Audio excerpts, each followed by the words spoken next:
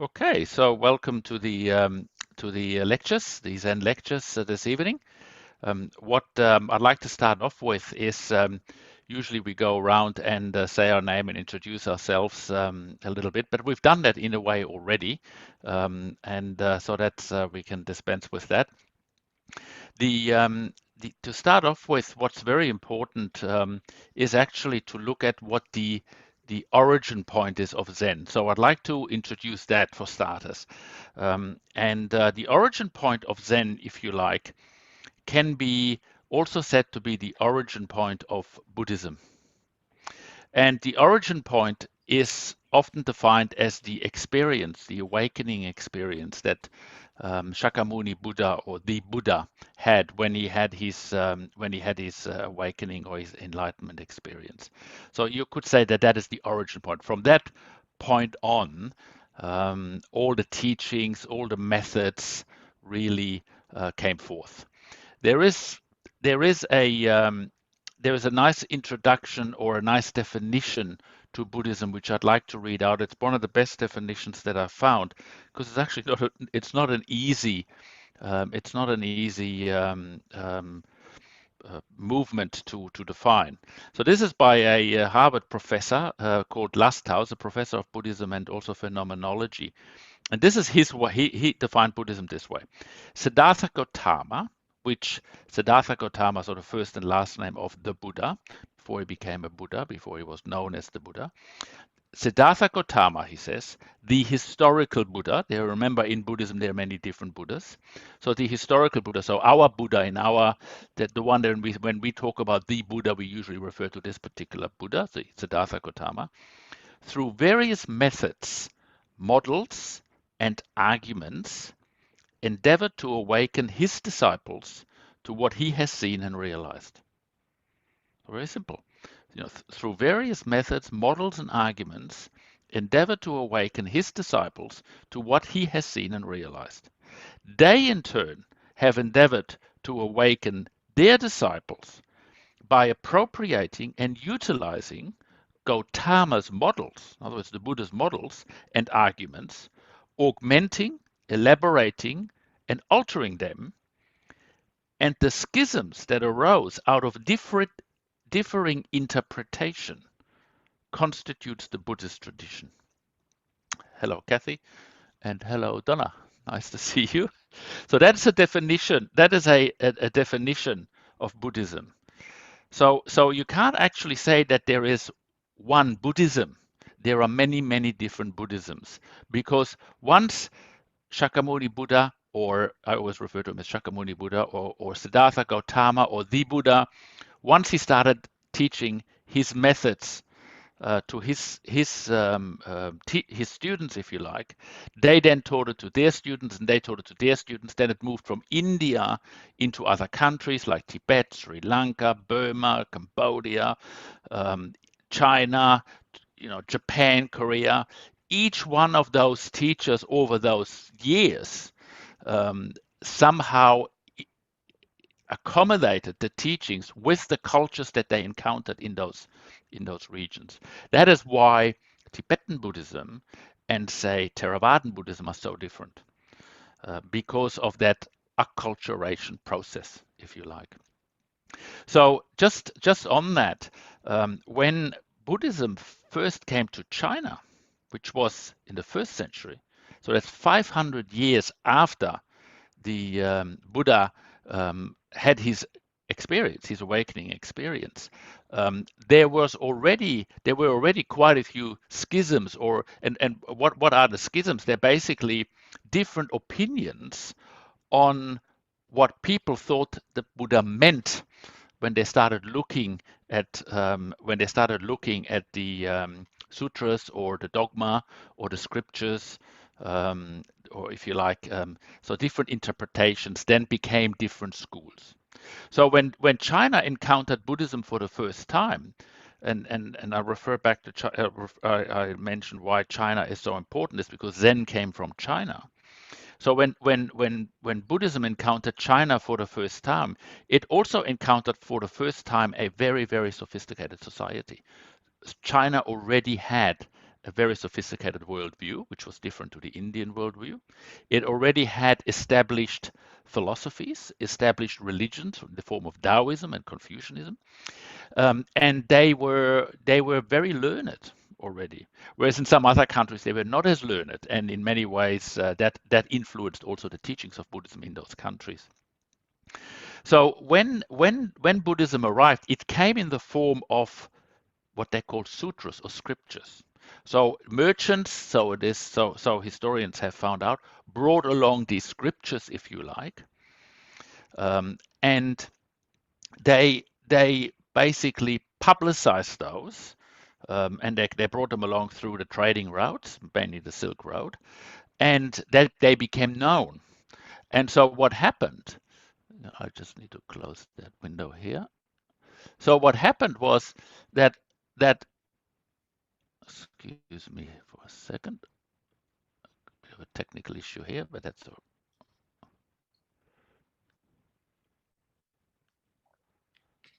Okay. Here we are. That's better. Okay. Can you see me okay? Yes. All okay, okay. So what happened was that um, the hang on a second, I got a problem here. I've lost you.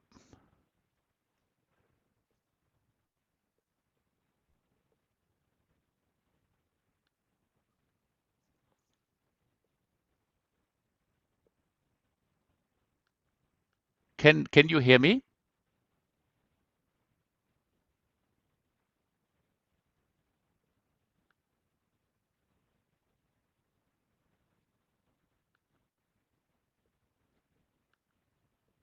Okay, can you hear me and see me?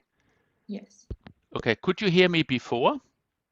Yes. Okay, because all of a sudden my screen my screen just changed completely, so I don't know what happened there. So I apologize for that. So just to come back to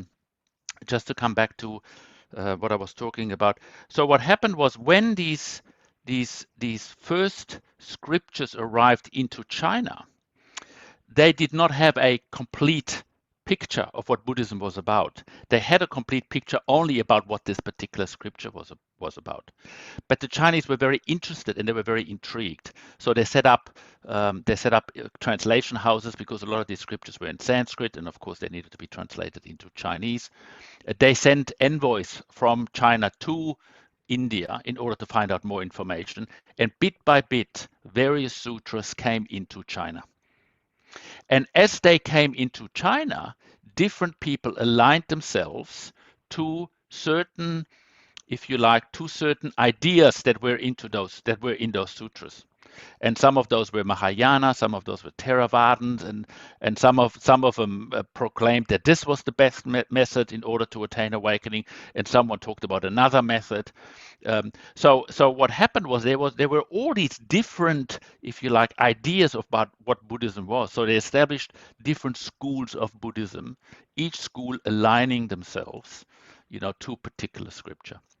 It's a little bit like, if you like we have one Christianity in our culture, here or say in Europe, for instance, we had one Christianity, but you have the Catholics, you have different streams, if you like, of that same religion. And the same thing happened in China and also in other countries as well. So around the 5th century, a movement started happening where people started criticizing that, saying this is not really what Buddhism is. As people started to get a bigger picture of it, they started realizing that the scripture themselves were just ideas and words. Okay. So this, and keep in mind, in those days, it was very much a monastic tradition. It wasn't a lay tradition like here. We teach it in schools or at universities mainly, I should say, privately.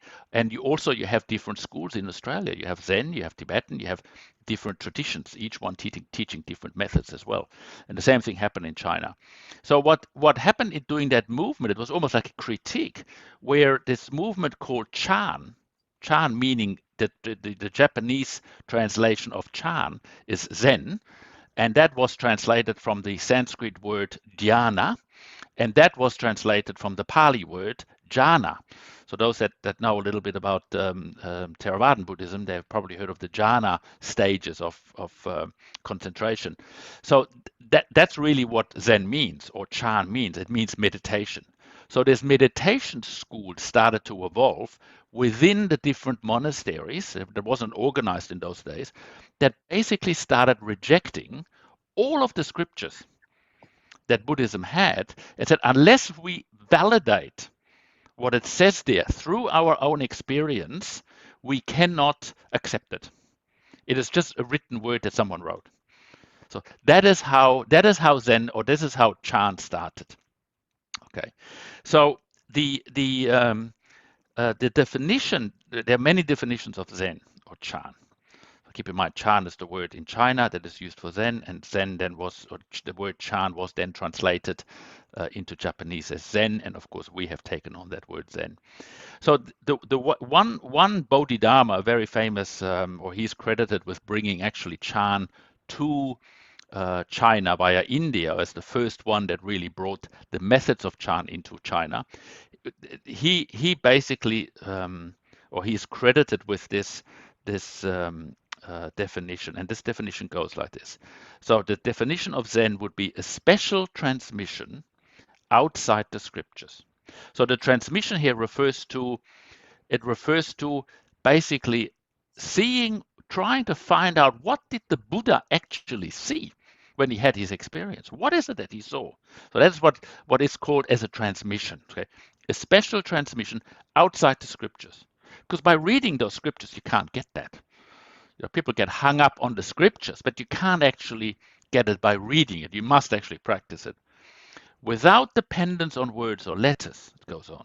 In other words, the letters and the words, they can confuse us, because in many ways we can interpret them differently.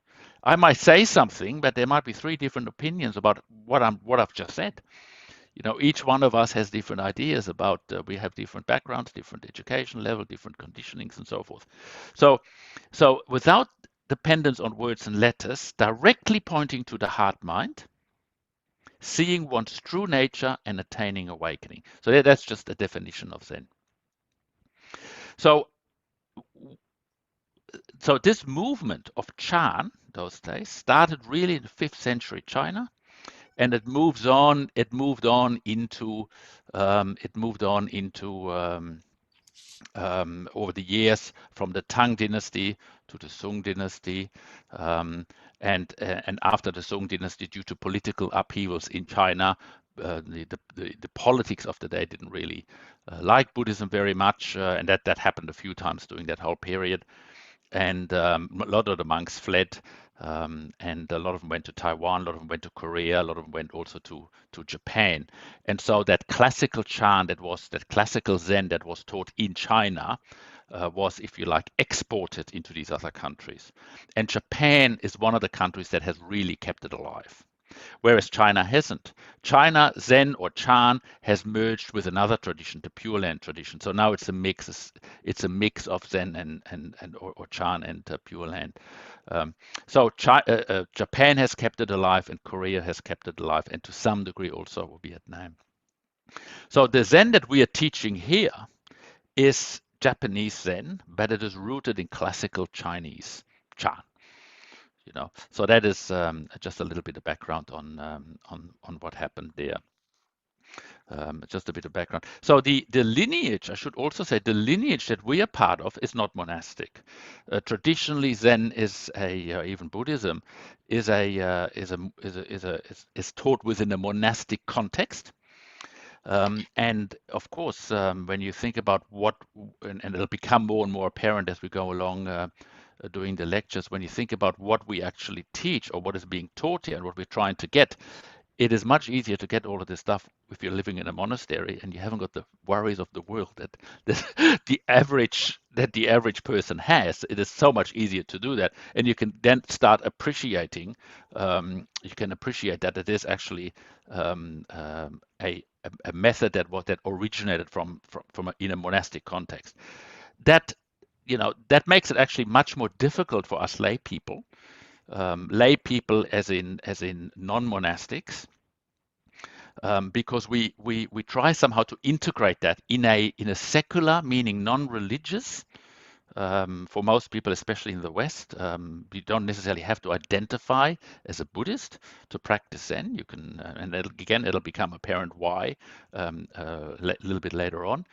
But nevertheless, our tradition, is now it's now called, or our lineage is now called a householder lineage. So in other words, it is designed to to transmit the same things or the same experiences that the monastic try to experience, but within a context of lay life, in a context of modern secular day-to-day life.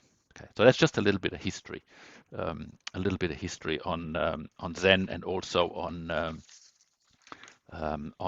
how actually Zen evolved from Buddhism into China, then Japan, and now here in the West. Okay, are there any questions? No? All good so far? Okay, so now we're completely changing the topic. We're going into a completely different topic, and I want to show you a slide in order to do that. Can you I just got a text from someone. I just want to read that to make sure if I can help that person to connect.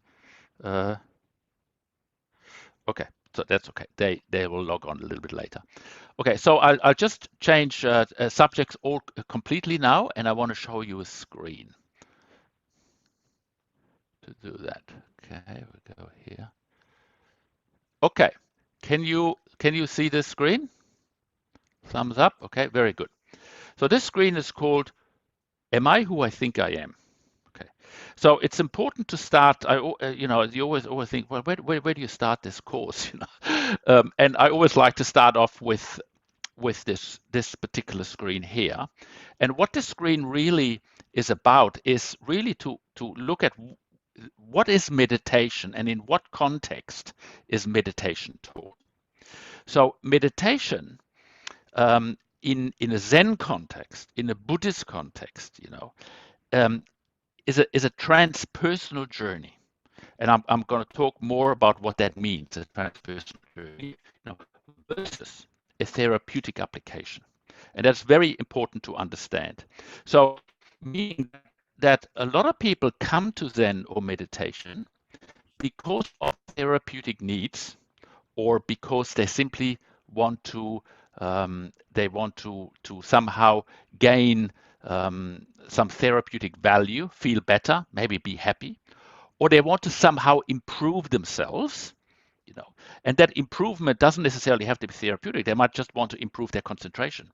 So it can be an improvement, like a personal development, or even a professional development. So a lot of people nowadays, meditation has become such a big application now in so many different industries, even, and modalities, that you can apply it in different contexts as well. So what's important to realize here is that from a Zen context or a Buddhist context, it is not therapeutic, and it is not a personal development, even though you could argue, of course, that it is, because it's like walking. Walking is really about going from A to B, but you can also say it's good for you. But really, what is walking all about? It is going from A to B. And of course, you can then use walking as, oh, I'm going for a stroll, or I'm going from here to the shop and to get something. So there's various ways that we look at walking, or you use walking as rehabilitation. That could be another use of walking. And it's the same with meditation. So the first thing to be clear about is, why do I actually want to meditate? So that's one of the first, if you like, questions that we should ask ourselves. We don't necessarily have to have an answer. Some people don't have an answer. We don't. We just feel drawn to it, maybe. But this is something that, throughout the course, I encourage you to reflect on that. Why do I actually want to meditate? But at the same time, I also want to give you. I want to somehow draw out, the reason meditation is so important from a transpersonal perspective, or from a Zen perspective, or a Buddhism perspective, and how that contrasts with, the therapeutic applications and also how that contrasts with personal development applications. Nowadays, for instance, a lot of coaches use meditation as a way of getting, say, even employees to concentrate better on their jobs. Even nowadays, the soldiers they're asking for mindfulness teachers in America to train soldiers to be much more relaxed under stress. So there, an ethical question comes into it. Originally, when this was taught in a Buddhist context, it was never meant to go where it is going now. Meditation has been taken out of one context, which is the Buddhist context, if you like, and has been transplanted into another context. And that is also important to realize, and you'll get more clarity about that as we go on. So coming back to this screen, am I who I think I am? So the first thing to realize is that when identity is a big subject, first for starters, who am I is a really big subject. Especially nowadays, we hear of things like identity politics, this whole gender issue, black-white issue. Identity is huge. It's becoming a really big topic worldwide. And so, from a Zen perspective, from a Buddhist perspective, this is actually a key question. Really a key question. So just let me go back and look at let's just look at that from a standard, if you like, psychological or modern, Western, I would even say linear, linear perspective. So we could say that there is a linear conditioning process that takes place that gets us to think and somehow think about who we think we are. So for instance, we are born with a certain sex. So we identify as male or female, or we might not identify as male or female. As we know nowadays, that whole debate is open as what do we identify with. But so it starts right there. And we might say it starts right there, but actually, does it start right there? So if Buddhism goes, or in Zen certainly, we look at not just from when we are born, even though we might look at it, okay, it starts from when I'm born or when I was conceived, but actually it goes much further back. And you could always ask the question, how much further does it go back? So what I'm pointing to here is that who I am is also based on what we call static conditioning, or what psychologists call static conditioning, meaning things we can't change. For instance, our DNA. When did really our DNA start? So that DNA had an influence of who I think I am right now. So how far back do I go? Do I go back all the way to when humans first started evolving? And so is it really where it starts then? Where do I draw the line? So that's an interesting question as well. So the DNA also that I'm born with determines many things. It can predetermine our health. It can predetermine our character. It can predetermine our skin type. Am I black? Am I white? Am I red? Am I whatever it is? It can predetermine, and of course through science now we learn more and more that it determines many things. Even nowadays, through epigenetics, scientists have found out that even this whole topic that comes up over and over again as well, trauma, for instance, can also be passed on. Generational trauma is an issue that comes up all the time as well. So, and they have found out that people, for instance, Jewish people that went through the Holocaust, the trauma and those that survived, the trauma that they have experienced was passed on through the DNA, through the next generation. Same with Aborigines. The trauma that was passed on during that whole period of the stolen generation or early colonialism, whatever, that is actually being passed on through the DNA into subsequent generations. So these are all interesting questions. And there are also interesting questions relating to who I think I am. Who am I? So there's a lot of stuff that is already predetermined before I come out of the womb. If you look at that little baby down here, it, you know, you know, what about that? What about the health of that baby? What about its parents or its grandparents, how they were brought up, whether they had good nutrition, bad nutrition? That is already predetermined. When the baby is born like that, they are then born into a context which might be a family context, which might be loving or violent. They might be born into a religious context. That might be Christian or Buddhist or Muslim or Aboriginal or what, it doesn't really matter. Whatever context they are born into is what they're born into. Again, that's a static one. you know um, when, as that baby develops and grows up to become, say, a toddler, um, then that toddler now has taken on not only the past DNA and the past all the past conditioning, if you like. But it's also taken on, in a way, as it starts growing up, it's dealt with whatever it's had. For instance, if it's grown up in a very violent family, it might build up already mechanisms to protect itself, and they might then show up in the form of mechanisms to cope, which some people might find strange, but for the baby it is a survival thing. And so we keep on going from babyhood look at this young lady here, into adolescence, and we keep on then growing into maybe a young adult, and we keep growing into adulthood, and then we keep on growing into older age. Okay, so where are we here today? In many ways, and the concept that I want to also bring up is the term karma. It's a Buddhist term. Karma is a Buddhist term, but from a Zen perspective, karma is very simple. From a Zen perspective, karma is cause and effect. Okay, so you could say that my karma today is the causality of my past. Your karma today is the causality of your past. And there are many, many things that contribute to that, the static and the dynamic conditioning.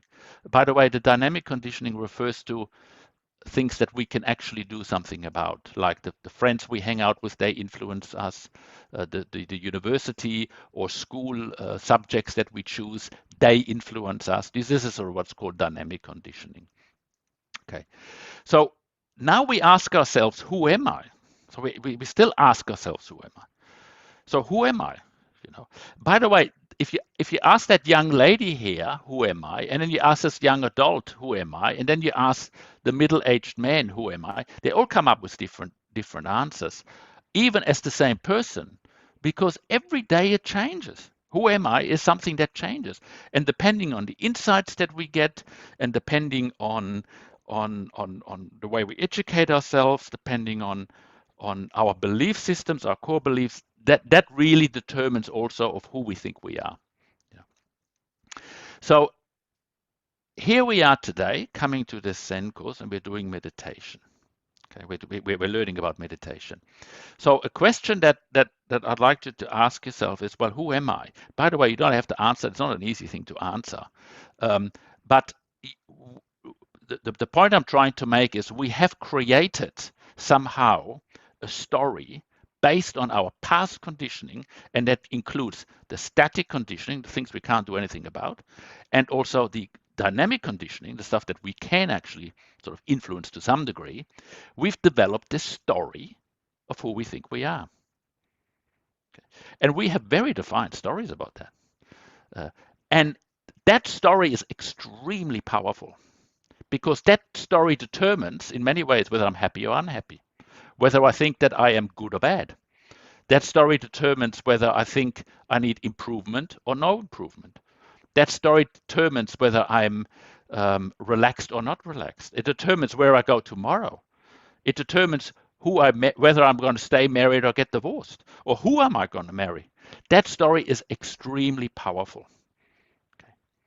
So the other thing here that I want to bring in is, when it comes to it, most people anyway, come to meditation because we sense a lack, or we sense that we need to improve ourselves. So we want to somehow augment ourselves or change ourselves. We sense that there's something not right with the story. Okay. So the story that I've created about myself, somehow I don't like it. I want to change it. And a lot of people use meditation and go to therapy in order to change.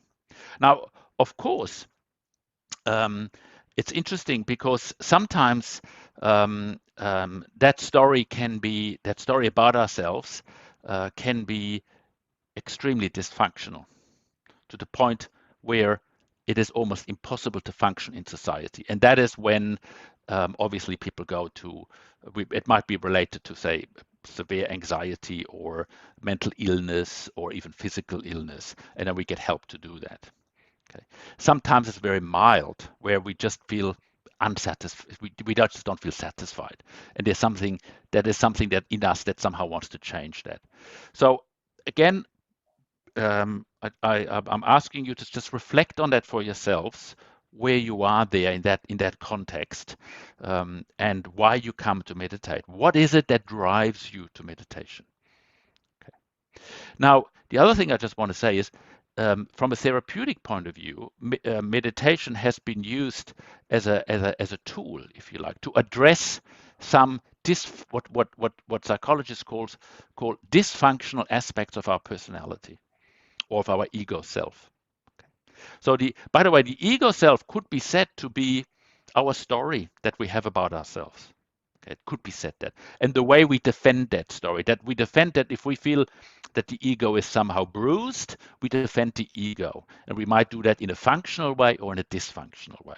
So if we tend to get very angry at things, it's usually, depending on the degree of anger, that can be very dysfunctional. And we can then learn through meditation for that to become much more, to deal with that in a much more functional way.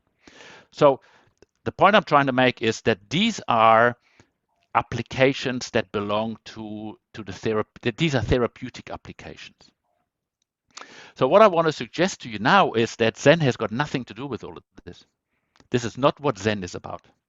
Okay, but you need to know that, if you like, so that you can somehow make or get clarity of where this actually goes, this meditation. Okay, so what Zen is about, let me just talk about this. What Zen is about is actually to we call it or actually a transpersonal psychologist call it a transpersonal journey. In other words, it's discovering who I am beyond the story that I have about myself. And in order to do that, I need to let go of the story. And that is very difficult. And that is not for everyone, by the way. That is not for everyone. So in order to find out who I am, we call that in Zen our true self. So there's the self, if you like, self as in who I think I am based on my story. Then the process is to let go of that, which is called non-self. In Zen or in Buddhism, that is non-self, realizing that is just a story that I have created. It's just a story that I have created. And once I really see that, the true self emerges, meaning that it is a realization or insight into who I am beyond the story that I have created. So this is, if you like, the journey that Zen is all about. And I'd like to give you another example. If you want to go, for instance, if you want to go to Melbourne from Brisbane, you get into a car. The first thing that you need to do is you need to have a destination. And because if you haven't got that destination, you can end up anywhere. You can end up in Alice Springs, and you need a car. Say you want to drive to Melbourne, you need a car. So there's your method. You're driving to Melbourne. Okay. Now, it's the same with meditation. Meditation is used, and it's actually the same meditation is used for different applications. But if you don't know where you're going, you could end up anywhere. So being clear about where you're going gets you there. And sometimes that is enough, actually, to set everything in motion for it to happen, for the goal to arise. If I make a decision to go to Melbourne, that doesn't always have to be in my mind. I just need a few waypoints, or I need to look at the map occasionally. Am I still on the way? If I get lost, I reroute myself to get back on the highway. So here the analogy refers to, is the transpersonal journey really the journey you want to make, or is it therapeutic? If it is therapeutic, then it's another journey. Or is the Zen journey really the one you want to make? Or is it maybe the Buddhist journey, the Tibetan journey? So getting clarity about your intention of your meditation and the method is really crucial in order to really get to your destination. And the sooner we do that, the better, because a lot of people just float. They float around because they haven't really got that goal. And that is why, so one of the aims of this course is to give you an overview of where Zen is and how Zen does it, but also maybe a little bit of a glimpse on how other Buddhist traditions, or not so much, I'm not a therapist, not so much on the therapy part, but at least it gives you an idea of or it gives you an opportunity to reflect where you want to go, and then make an informed decision on that. Okay, so that's this slide here. Now I'll just stop sharing that and I'll just invite some questions. Are there any questions? Okay, surely there's got to be a question here, somebody. Arno? Yes? Shalini. Yes, Charlie. I had a question going back to when you were talking about the baby. Yes. And how the context into which the baby's born then defines the baby's story, and so on and so forth. I read somewhere that when you are born into a body, and if I don't know if this relates to karma, but what you bring with you in terms of past karma, I suppose, does that also add to the context that you're born into? Does that make sense what I'm asking? Yeah, it does. From a Buddhist context, it makes a lot of sense. But some Buddhists believe that, and the Buddha certainly believed this as well, that we have had previous lives. Okay. Yeah. I personally have not had that experience, and I wouldn't say that because I haven't had that experience. I can't, for myself, that doesn't gel. Okay. It's for myself, it just doesn't gel. But I know other people believe that, and whether that is and other people have even, and I know some people that are very educated that have had experiences of their previous lives. Okay. Yeah. And I can't argue with that because that's their experience. Okay. But personally, I don't go there myself. Is that what Zen? Does Zen believe something different? Well, no, Zen is not about a belief. Okay. Zen is very much a practice that where you need to somehow get out of Zen whatever you get out of. And so Zen does not hold on to any beliefs. In fact, Zen is about getting rid of beliefs. Oh, and there's a famous saying, if you want to find the truth, drop your opinion. Because opinions is a locked in opinion. In Zen, it's very much, and my next slide will go to that. In Zen, the practice of Zen is very much a letting go practice. Yeah. Okay, so we're not falling into any opinions. Okay. Obviously, we have to have opinions in order to survive, and we have to, like, I need to know which mortgage broker is better than the next if I want to get a mortgage. So I have to have an opinion and start researching that, and then make a decision based on whatever facts I think are valid. But they're not truth, as in they're they are in Buddhism or in Zen, you would say they're actually empty. We just deal with those things, but they're not metaphysical truths, if you like, or truths like that. Yeah. Yeah. So sorry, I can't answer that question. No, that's thank you. That answered. Yeah, that's fine. Because I've had in the past through Buddhism a lot of the beliefs put on me. Yes. And I almost ran away from it because I felt like I don't want to believe anything anymore. Yes. And that's right. And that is full of beliefs. I don't want anymore. Yes. I want to get rid of it, not add. Yeah. Not add to it. And that is exactly where those those Chinese to that point where when Zen started, that's exactly what they came to. Hang on a second, this is not what, this is not. That doesn't mean, by the way, that whatever is in the sutras is not true, Yeah.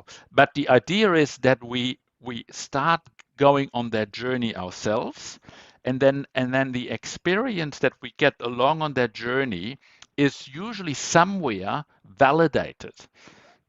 And when we can see that, when we can see the validation, say, of our experience in the scriptures, or if you like, or in the sutras, um, then all of a sudden, then it makes sense. Yeah. Then it becomes authentic for us.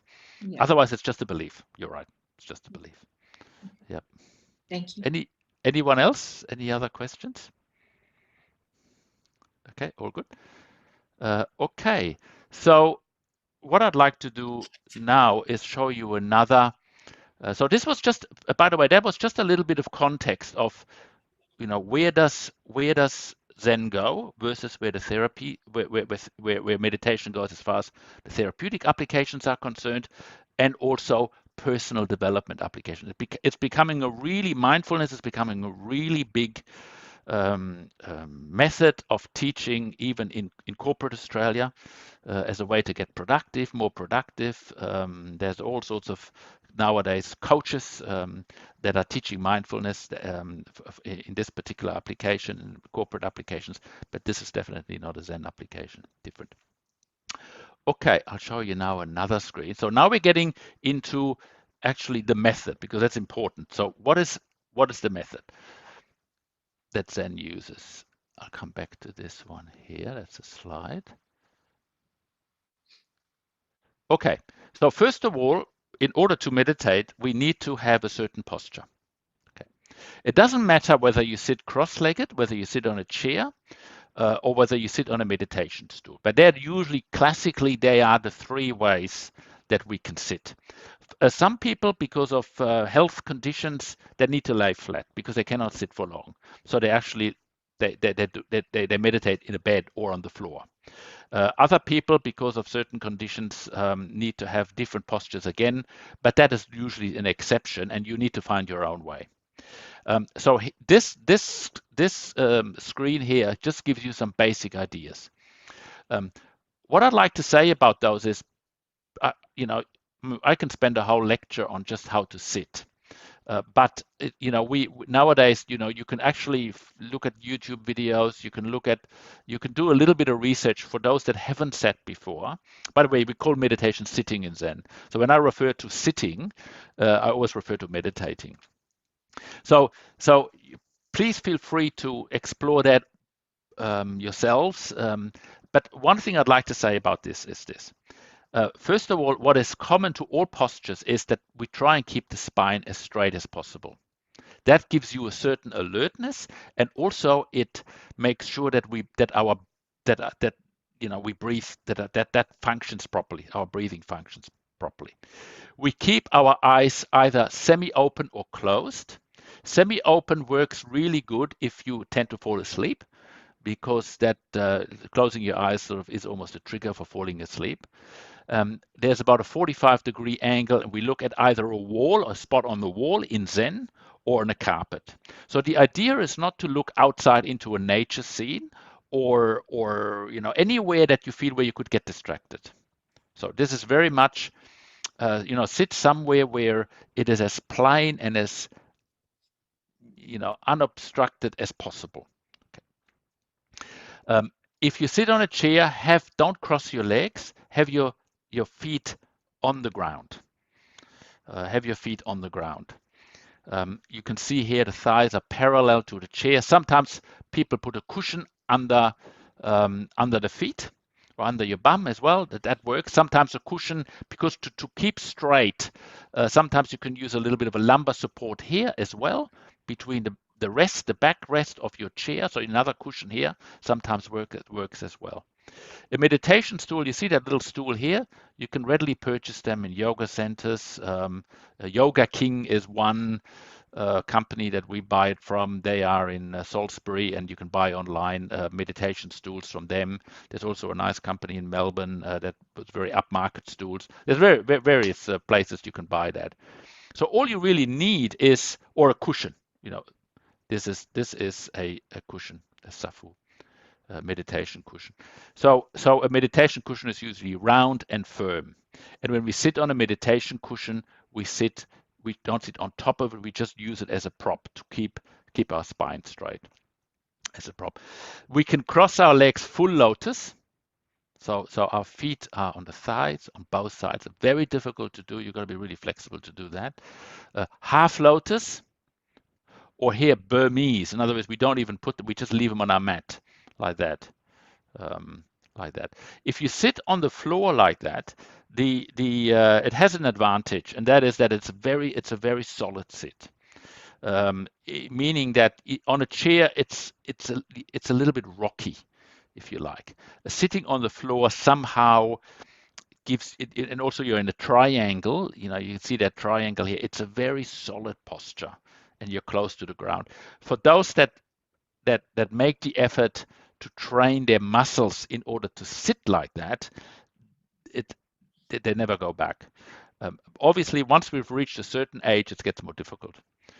But practice is really the key. So the way to practice, by the way, and it doesn't really matter whether this is on a chair or on a meditation a stool, or on the cushion, the way to practice is to start off sitting correctly, and then you sit like that without moving until it hurts, and eventually it will hurt because our body is not used to it. Our muscles are not used to sitting continuously for a certain period of time for that long.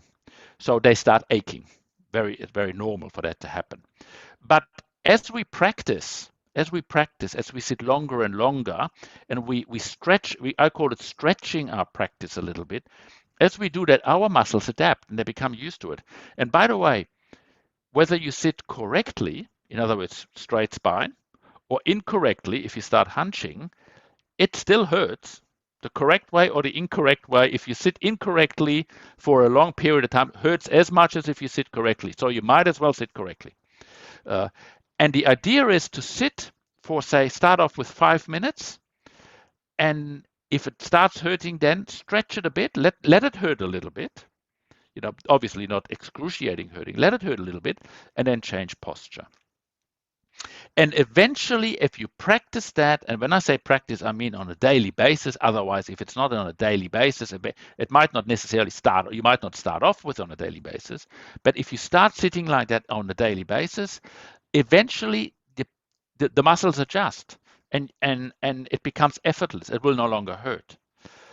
And you can also practice watching television like that. You don't necessarily have to meditate. So your posture can be practiced while you sit at home having a cup of tea, or while you sit at home and watch television. Just get off the couch and just sit like that for 5 minutes, and you've done your daily, if you like, you've contributed to your practice. So the idea is that you gradually build up muscle in order to sit for longer and longer and longer. And it's got to get to a point where it becomes effortless. So when you get to a point and you can sit for hours, without your body complaining, that's when you reach a point when it's effortless. But that takes some doing. And I would suggest for those that want to make meditation a daily practice, that it takes up to a year of daily sitting before it stops hurting.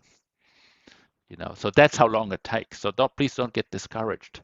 And by the way, you can always change position. So if it starts hurting, you just change. There's a few little rituals we do in Zen when we change positions, and I'll talk a little bit more about that in another lecture. We hold our hand in a mudra position like this, so thumbs touching. Dominant hand, which I'm right-handed, so my dominant hand below, less dominant hand on top, and we just touch like that. Now that's just our other. You can see it here as well. In other traditions, they might put their hand on their legs. So different methods. Don't get hung up on the method. There's no right or wrong here.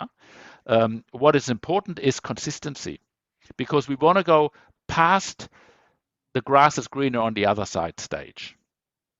Eventually everything that we do, we get bored with it, and of course, if you change it, it will feel momentarily better. But anything you do for a while consistently is eventually starts becoming uncomfortable. And we want to get to that stage where it becomes uncomfortable and then go past that stage. So that's the idea with meditation. So once you decide which way you're going to start sitting, sit with it and just keep on sitting like that. Once you make a decision, stick to it. Of course, you can change it if you like, especially in the beginning stages, but I would recommend eventually that you settle down on one posture. So that's just something that. So this is basically the body, but now we're talking about that's the meditation posture.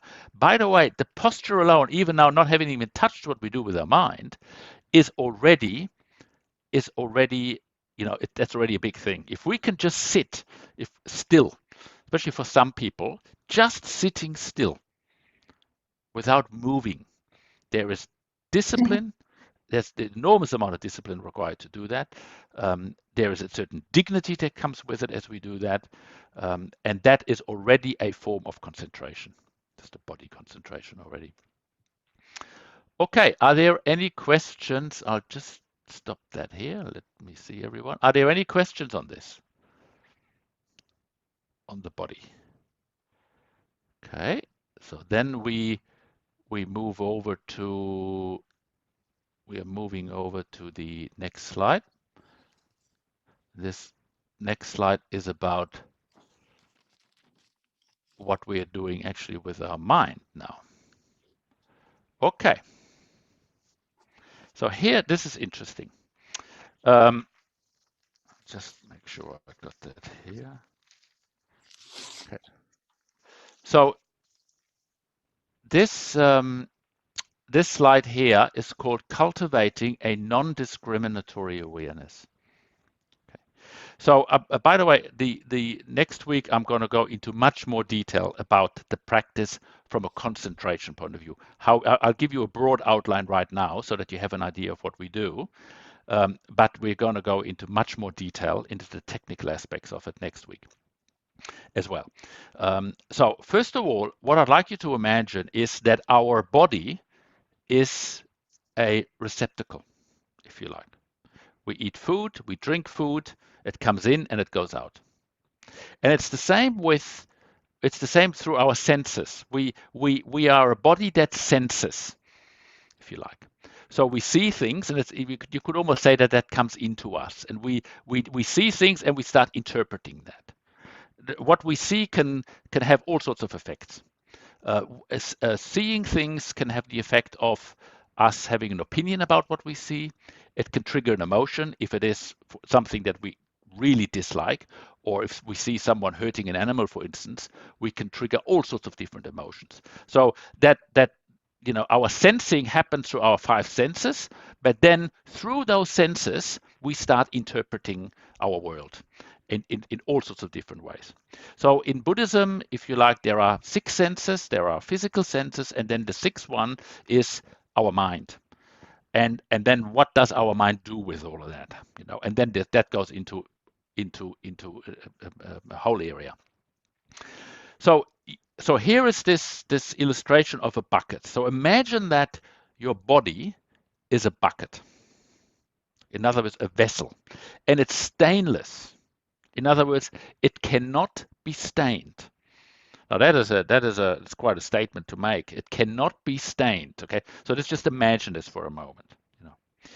So there's an arrow that comes down, and so we through our senses and our interpretation of our world and perceptions and emotions, if you like, we get these impulses that we take in through our conversations that we have with our friends or family or colleagues. We start interpreting things. So we hear sounds in the form of language, and we start interpreting that. And all that interpretation and all that sensing, if you like, that stays in the bucket. Okay. And so we have opinions, and they are all in the bucket. And we have belief systems; they stay in the bucket. Of course, we have knowledge that also stays in the bucket. We have many things. We remember that first picture with that baby, and as that baby grows up, we create this whole identity. We create our belief systems, our core beliefs, and so forth. All of that stays in the bucket. Okay.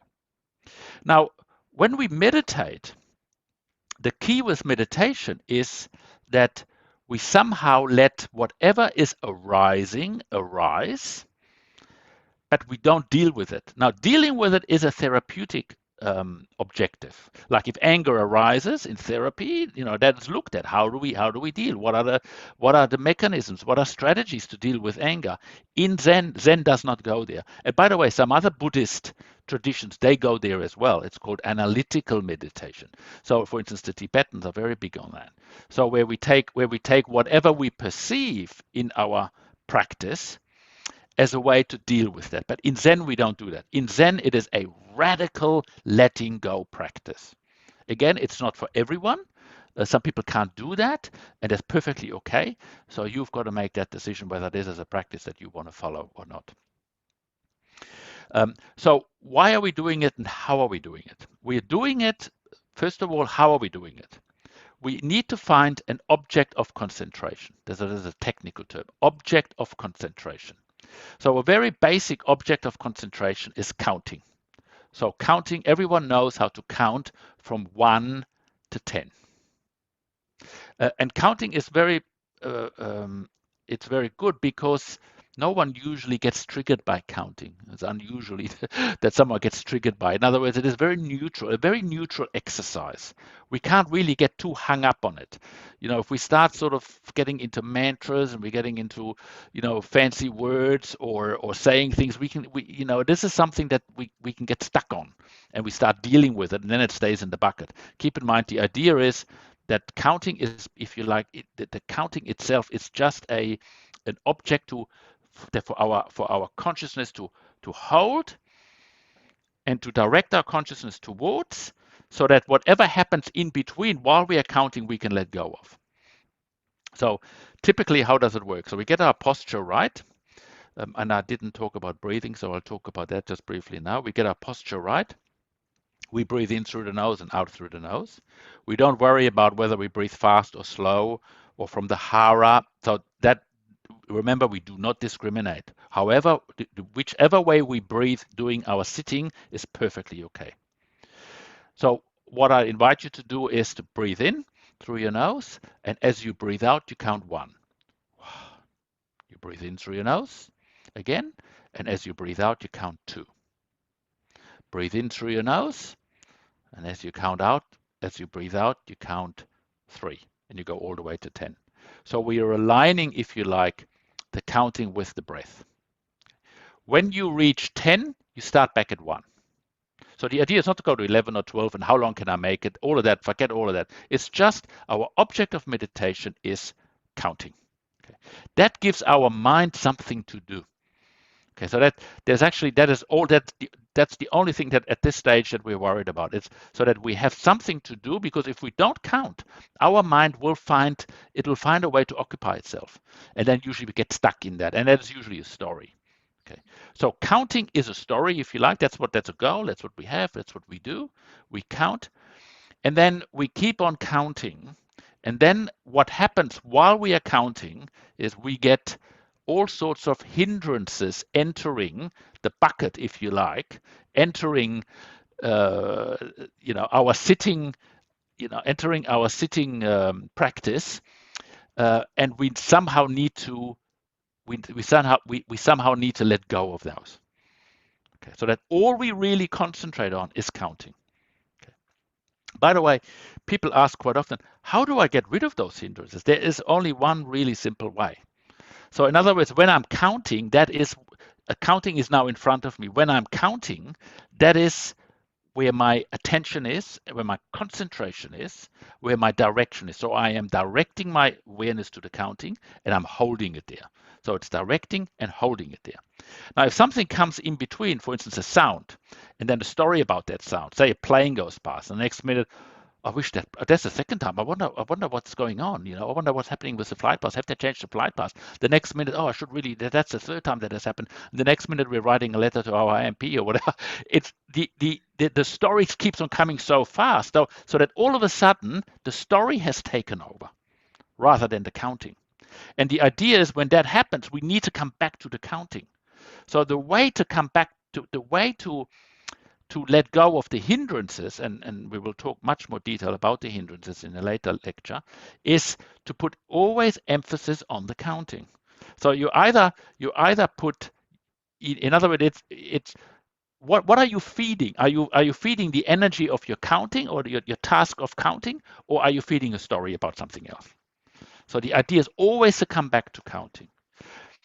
Now, when we start counting, we are not discriminating, because discrimination is again part of the story. If we hear, like right now behind me, I can hear some rain. So that can be a very pleasant experience. I can have a nice story. I think, I'm really glad that it's raining right now, whatever it is. But that again takes me away from the counting. So if I'm really concentrating on counting at that moment, I am not discriminating. And when I'm not discriminating, I'm actually at peace. And non-discrimination is, I also have no opinions when I'm not discriminating. So the state of mind that we enter when we do not discriminate is very special. And in many ways, our meditation practice is a practice to cultivate a state of mind that is non-discriminatory. And we stay in that space for as long as possible. And our practice is a practice of honing that skill and of getting into that state of mind, almost at will. When we're really good at meditating, we can get into that space, if you like, almost at will. I'll give you another analogy about that. So usually from the moment we wake up in the morning to the moment we go to bed, we occupy ourselves with thoughts. And thoughts discriminate.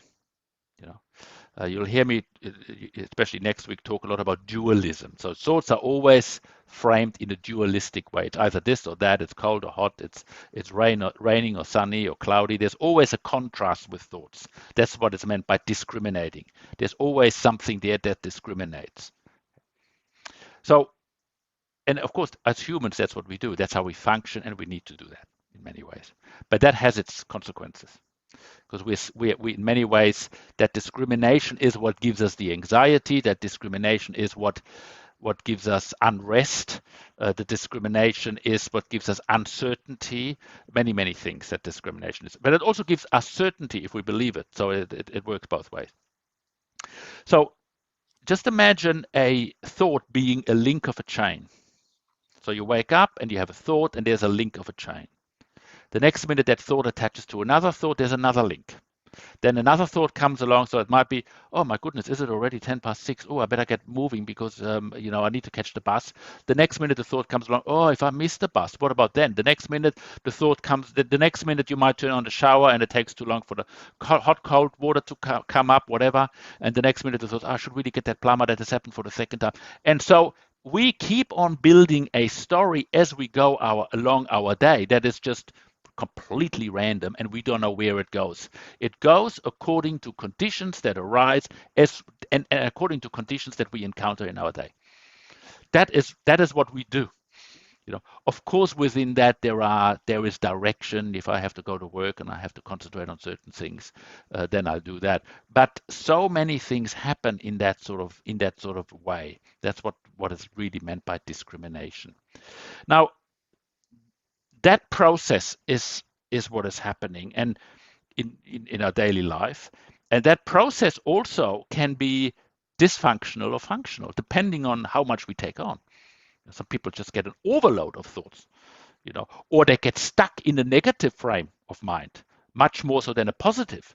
So that can become a very heavy life or a heavy day, depending on what happened. And all again, this is all based on causality of what happens. So when we start meditating, we are actually creating a space between our thoughts. So in other words, we start counting, and when we are counting, we are breaking from thoughts to link with each other. The chains from linking with each other. And that creates a gap. And the more we meditate and the more we train ourselves to meditate, the bigger that gap gets and the more easier we can stay in that gap between the thoughts.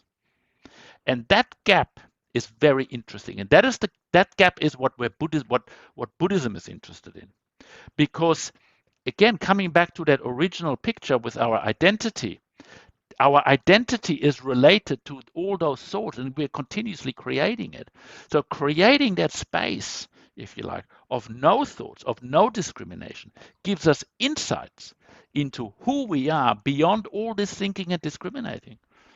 It gives us insight into that perspective that is beyond that framework that we have and that we continuously deal with. And that is really where Zen goes. And that is what Zen is interested in, or Buddhism is interested in. Okay. So this is just another way of explaining it. So coming back to that bucket, when you count, you just count. You're sitting there, you're sitting in your posture, you count, and whatever arises, you let go. So imagine that bucket is bottomless. There is no bottom. Nothing can stick. So it doesn't. In other words, when we sit down and we meditate, we hold our seat, no matter what happens emotionally, what happens, no matter what happens physically, with all the senses, all the stimulation that we get through our senses, we hold our seat, we count, and the coming back to the counting will ensure that whatever arises, we don't push it away. We let it arise. If it wants to stay in the bucket, we let it stay. But a thought on its own, without linking together, has got no power. It will not stack. It will eventually go. So if you like, it's an arising and a ceasing. It's a rising and a ceasing. That's the practice. It just arises and it goes. It comes and it goes. It comes and it goes. And the way we can let that happen, that flow, is through our counting. Counting is the mechanism for us to hold on to our concentration. Eventually, that counting is going to be dropped. We don't need to count anymore, which we call bare awareness, or it's also called shikantaza in Japanese, just sitting. But that is a much later, much more advanced practice. That is when we have got sufficient capacity to concentrate. We don't need that prompt of counting anymore. So that's the practice. So it's simply a matter of just counting from 1 to 10, sticking to that count. We get disrupted. As soon as we are aware that we are disrupted, quite often we're not aware and we're just in the story, and we can sit 25 minutes in the story and we realize, oh, I've been in my story for 25 minutes, nothing has really happened. I haven't really counted. That is in the beginning totally normal. That's what happens. But eventually we go past that. Okay. So before we do a practice period, are there any questions? No, just a quick one. Yes. Is it fair to say that when we start out, we really can't control what thoughts come up, and therefore we shouldn't pay much attention to them? They could be, thoughts about what's going to happen during the day, like I say, work, sexual desires, drinking alcohol, people that have wronged us, all that stuff. We really don't control that, and therefore we shouldn't pay much attention to it. It goes into the bucket and then can go at the bottom. That's it. But we don't even, it just will automatically go out because we are concentrating on the counting. The counting process will ensure arriving. You can't help it. You're right. It's just like clouds in the sky. They come and they go. And if your attention is on counting, it will not stay for, even if it does stay a while, then that's okay as well. But we just don't give it any energy. Yeah, easier said than done. Yes. All of this is easier said than done. That is why we need to practice. Practice. Yes. Hey, Arno, I just wanted to. So, I mean, there seems almost something though counterintuitive about saying, like, this idea of the point of it being to have periods of no thought by purposefully generating thoughts, because counting is but another conceptual thought, right? So we are, and that seems almost at odds though with this idea then of having moments of not being connected to thoughts by purposely generating our own.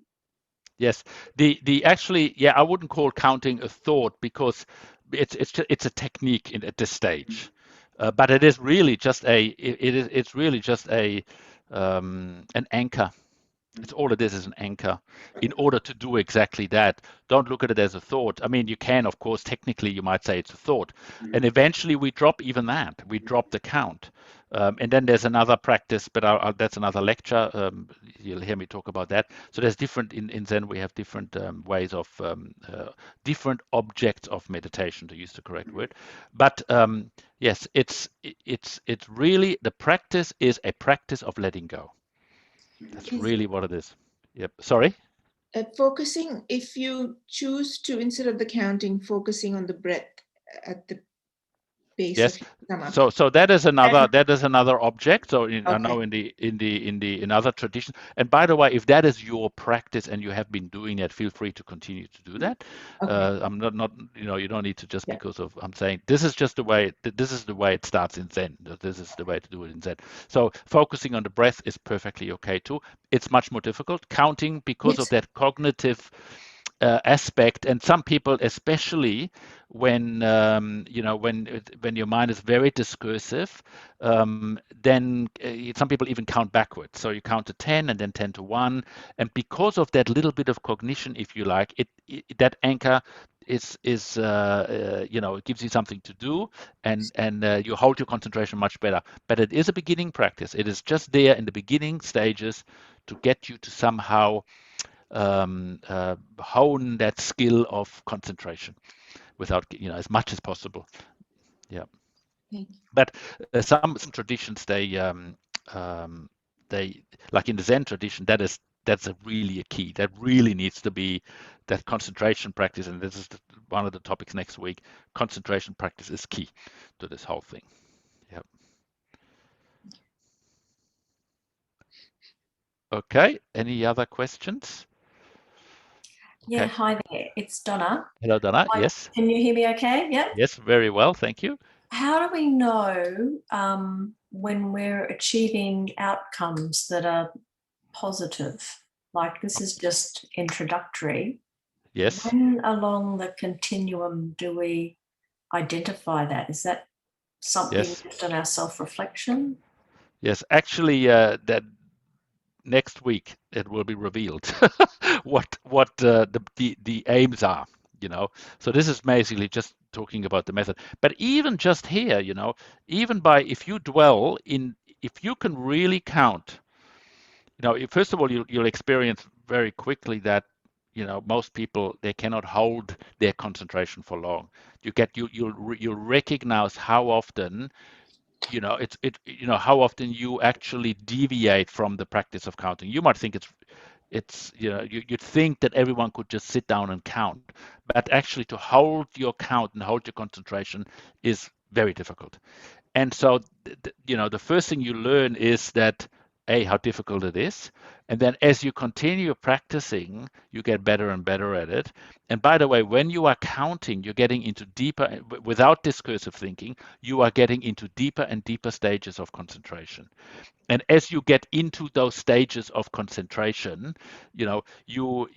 that has got an effect, and usually it's very peaceful. Usually that has got actually a therapeutic value. So it's like walking, even though you're from A to B, it still has a therapeutic value, but that's not the aim. So that's just the difference that I talked about before. Yeah, if that makes sense.